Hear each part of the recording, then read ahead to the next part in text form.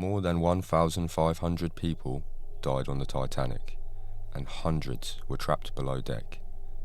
This is not the Titanic story. This is the story of the lower decks. For many passengers, nothing seemed wrong.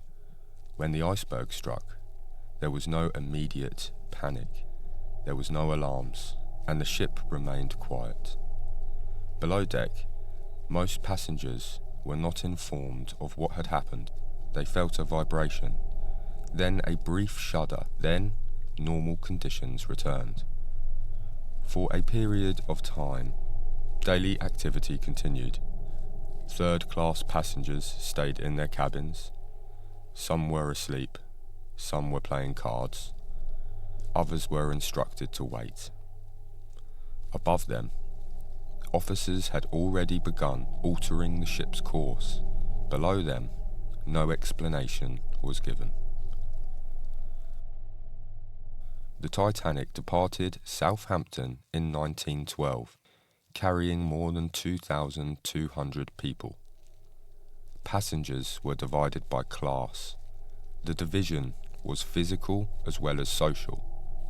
First-class passengers occupied the upper decks. Second-class passengers was located below, and the third-class passengers was housed deep inside the ship. Access routes consisted of long corridors, narrow stairways, and gated passageways. These separations were not informal. They were required by maritime and immigration regulations. Third-class passengers were expected to remain separated for the duration of the voyage. The layout was designed to regulate movement, manage inspection, and reduce the spread of disease. It was not designed to allow rapid evacuation. When the iceberg struck at 11:40 p.m., damage occurred unevenly. Water began entering the lowest compartments first. This placed third-class passengers at the greatest risk. They were the furthest from lifeboats and among the last to receive information. In first class, stewards went door to door. Passengers were instructed to dress warmly and were guided towards the upper decks. In third class, instructions were different. Passengers were told to remain where they are. They were told not to go up yet. Some complied.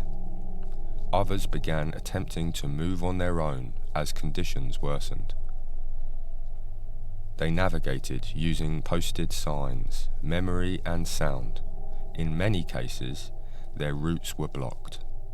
Survivor accounts later described delay rather than panic.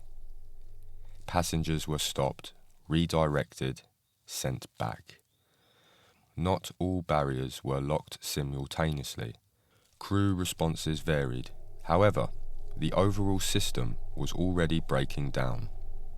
Some gates opened after significant delay, others required key or authorization. Time was lost. As lifeboats began launching, classes became apparent.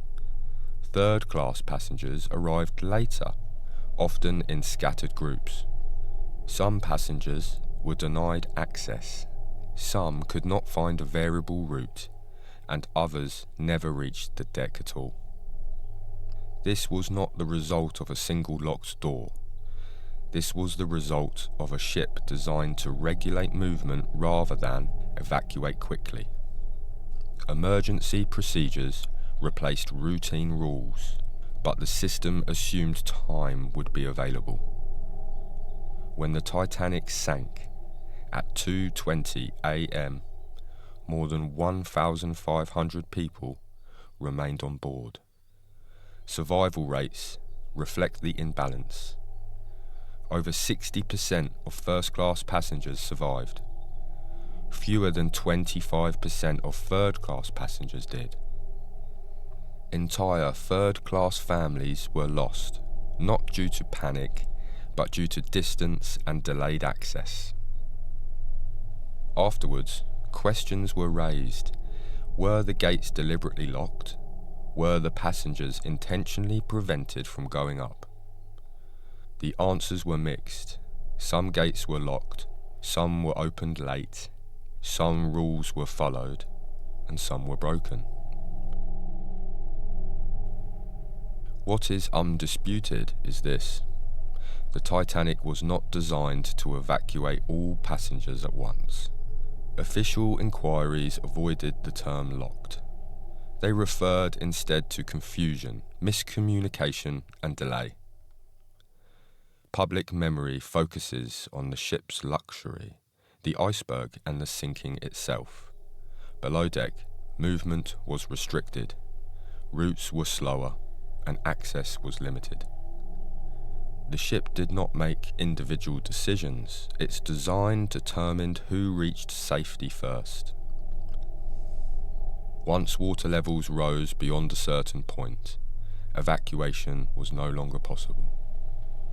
If this story moved you in any way possible, we'd love to hear about it in the comments.